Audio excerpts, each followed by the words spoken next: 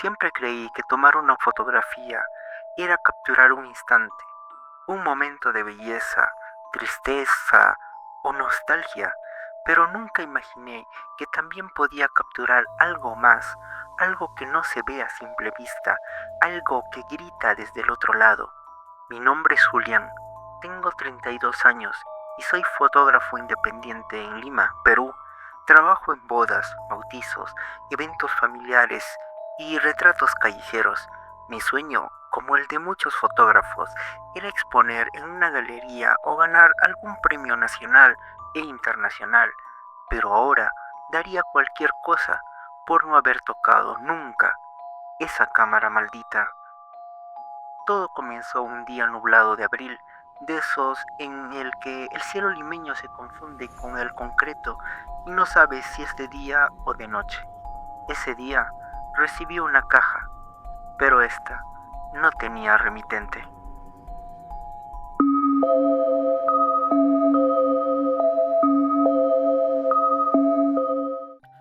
La encontré en la puerta de mi estudio, una caja de madera oscura, antigua, con grabados extraños en los bordes. No tenía etiqueta, ni dirección, ni nombre. Al abrirla me encontré con una cámara fotográfica antigua, tipo Leica de los años 40, de esas que solo ves en películas de blanco y negro. Era hermosa y siniestra a la vez. Su cuerpo metálico tenía grabados que parecían letras, pero no eran de ningún idioma que yo reconociera, y sobre el lente una pequeña inscripción en latín: Captura animam et matuis aeternum, que a la traducción sería: captura el alma y cambiarás para siempre. Pensé que era parte del diseño, un artefacto de colección, quizás, pero al tomarla entre mis manos sentí un leve zumbido, como si el metal respirara. Ese mismo día recibí una llamada inesperada, una señora llamada María Ábalos, quien me pidió una sesión privada para retratarla a su madre moribunda en una casa antigua del Rímac, cerca del puente de piedra. Acepté el encargo. Cuando llegué a la dirección, me encontré con una casona colonial descuidada, casi en ruinas, cubierta de enredaderas y con ventanas cubiertas por telas gruesas. Al abrir la puerta, la señora Ábalos me recibió con una expresión sombría.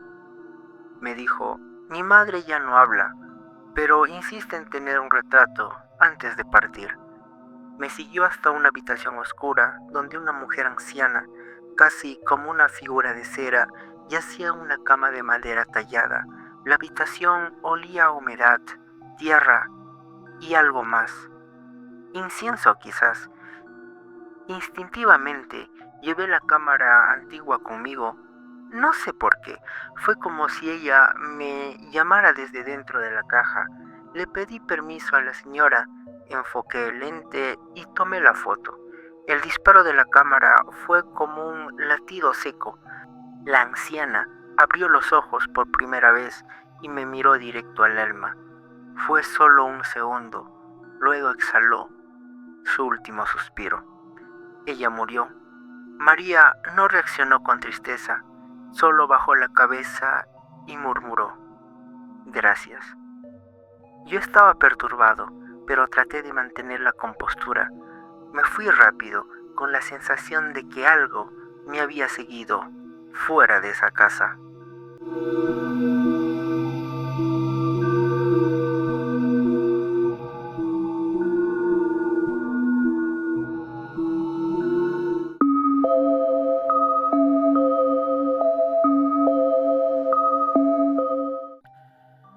Revelé la foto esa misma noche. A pesar de que no usé rollo, era una cámara antigua sin ningún sistema digital. La imagen apareció sola en mi laptop, como si se hubiera transferido por arte de magia. Fue algo muy, pero muy extraño. En la fotografía, la anciana no tenía ojos, solo dos cavidades negras, profundas, como túneles sin fin. Pero eso no era lo peor. Una figura sombría, de forma humana, se veía detrás de la imagen, alta, de rostro borroso, con manos alargadas y un cuerpo cubierto por algo parecido a un velo de humo. Me congelé. Pensé que era un reflejo, un error, una sombra accidental, pero cuando revisé las otras imágenes, esa figura estaba en todas las fotos tomadas con la cámara, incluso en algunas donde no había nadie más presente. Esa noche soñé con la anciana, me hablaba con una voz hueca. Ahora tú ves lo que otros no pueden ver. Desde ese día empecé a ver cosas, sombras en las esquinas, figuras en los espejos, gente en la calle que parecía desvanecerse cuando parpadeaba. Escuchaba voces suaves como lamentos detrás de las paredes de mi estudio, y cada vez que tomaba una nueva foto con esa cámara sucedía algo muy extraño. A un niño lo internaron por fiebre inexplicablemente después de su retrato. Un joven que retraté en Miraflores fue hallado muerto al día siguiente, con el rostro congelado en una mueca de terror. La cámara parecía alimentarse de ellos, y cada vez que la usaba, yo me sentía más débil. Tenía pesadillas. Mi reflejo comenzó a cambiar sutilmente. En el espejo, mis ojos no parpadeaban al mismo tiempo que yo. Mi sombra no coincidía con mis movimientos. Sabía que debía dejar de usarla, pero la cámara me llamaba cada vez más.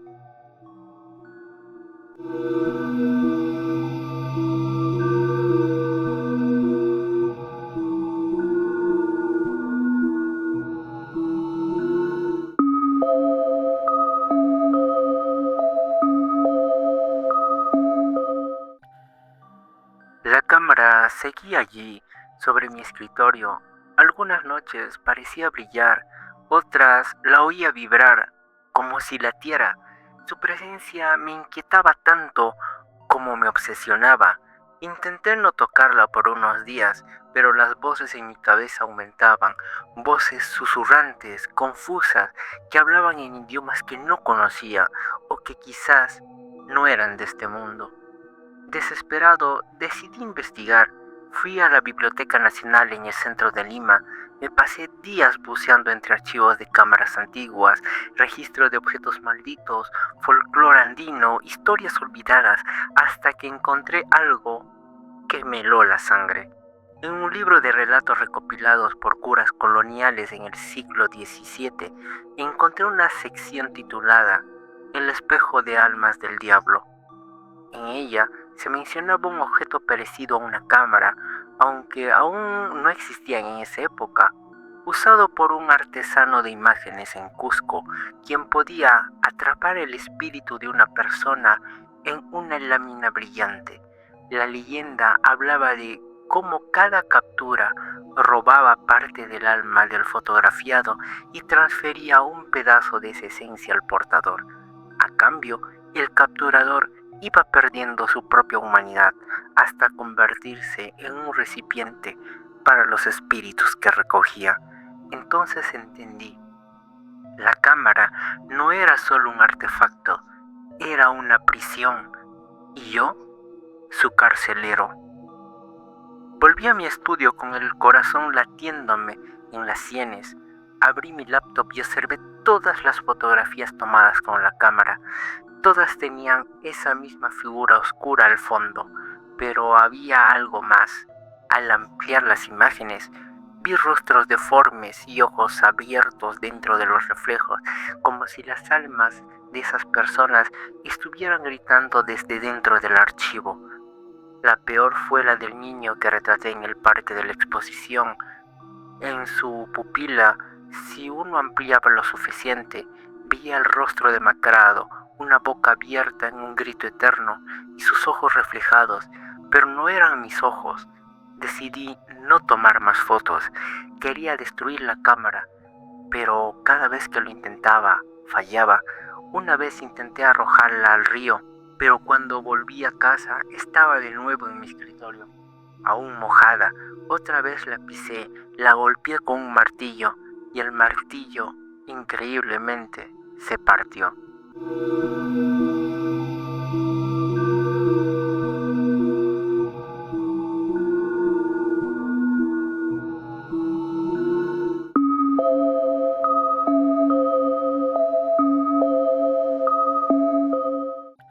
Busqué ayuda en lo oculto. Me recomendaron un anciano curandero en las afueras de Chosica llamado Don Eloy, que sabía de objetos que no pertenecen a este mundo. Don Eloy me recibió con una mirada severa. Apenas vio la cámara se puso pálido.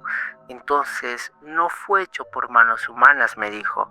Y tú ya estás atado a ella, me explicó. También me dijo que cada alma atrapada intentaba liberarse, pero que el ente era como un sello. Sin embargo, el cuerpo del portador, o sea, el mío, comenzaba a deteriorarse para abrir paso a esos seres. Si sigues usándola, ellos te consumirán desde dentro. Le pregunté si había forma de romper la maldición. Él encendió un fuego y comenzó a leer hojas secas, repitiendo un canto en quechua antiguo. Al cabo de un rato dijo: solo hay una forma. Debes retratar a quien te la entregó. Solo al capturar al dueño original puedes romper el ciclo. Pero nunca supe quién me la envió. Entonces me lo dijo con voz temblorosa: entonces te debes retratar a ti mismo.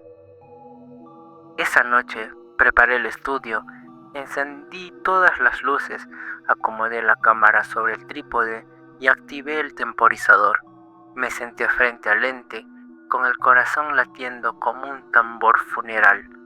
Cuando el flash estalló, sentí un tirón interno, como si algo dentro de mí fuera arrancado. Perdí el conocimiento. Desperté horas después tirado en el suelo. Frente a mí, la foto revelada. Yo, pero algo diferente. Pálido, con los ojos completamente negros y con la figura sombría justo detrás de mí, como si posara con orgullo. La habitación olía a humo y azufre, y desde ese entonces ya no soy el mismo.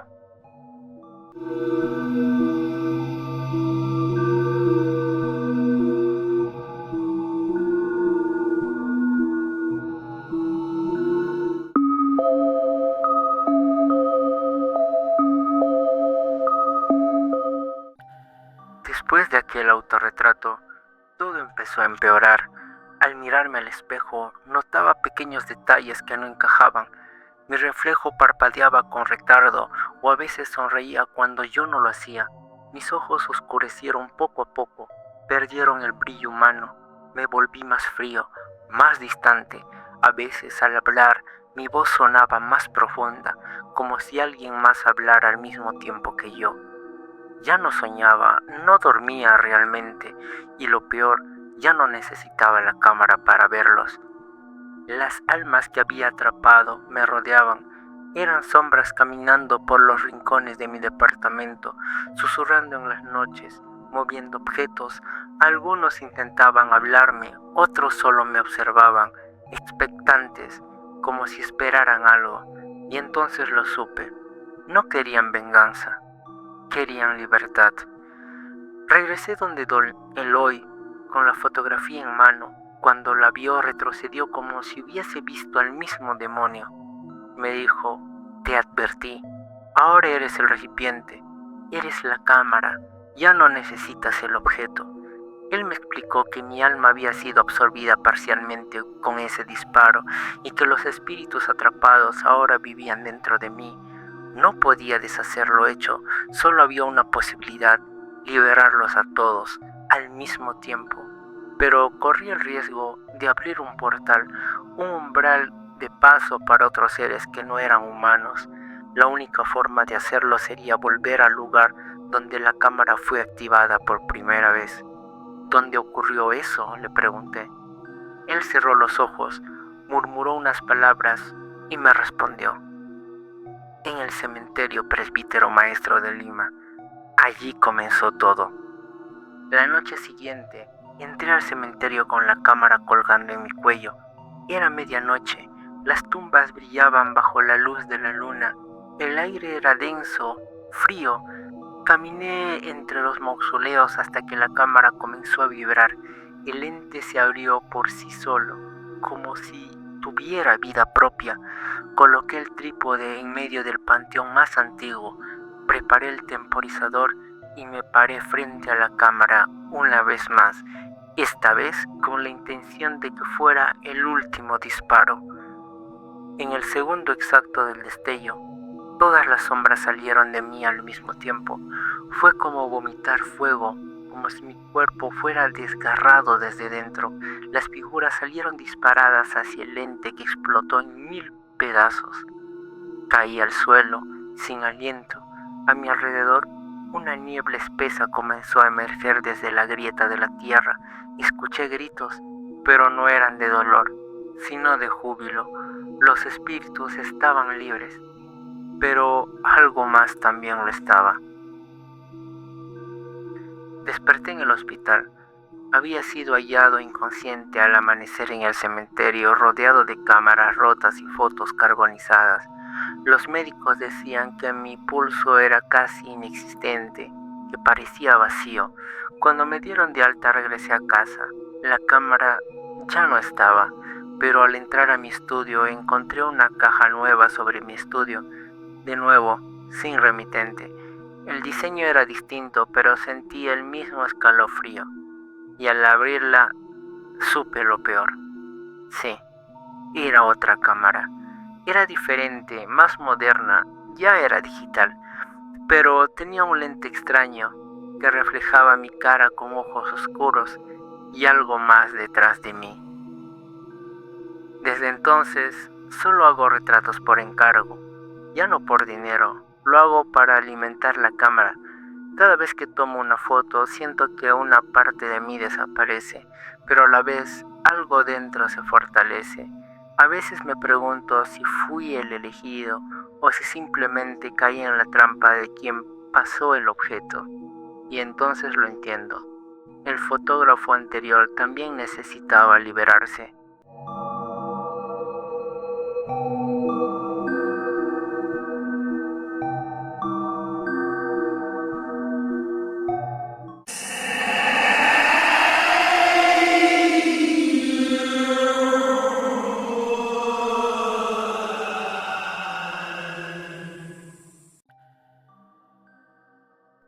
¿Y tú, alguna vez te has preguntado qué captura realmente una foto? Tal vez ya sea tarde para ti también. Si te gustó esta historia, no te olvides compartirla, darle like y vámonos, que aquí espantan.